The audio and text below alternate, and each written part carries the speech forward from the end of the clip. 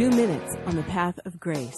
In 2 Corinthians chapter 11, starting midway through verse 23, reading down to verse 28, listen to what Paul says about his life experience. Again, as a believer, as the apostle sent by Christ to the Gentiles, as part of the body of Christ, as a great man of faith.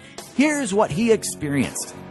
He says this, I was in labors more abundantly, in stripes above measure, in prisons more frequently, in deaths many times, from Jews 5 times, 40 stripes save one did I receive. Thrice was I beaten with rods, once was I stoned, thrice was I shipwrecked, a night and a day in the deep I have passed.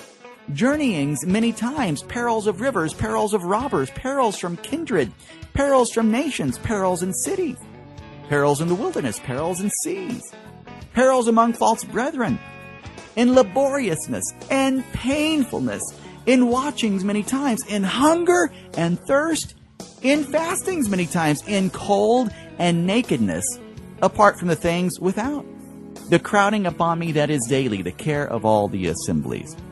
Man, so much for the idea of life being easy and things being smooth sailing if you become a believer and if you have enough faith and if you make serving the Lord your top priority. Paul says he was in labors more abundantly. This messenger of grace was working harder, serving more than we can imagine, and in return, here was his paycheck on this planet in his mortal body during this evil age. He got stripes above measure.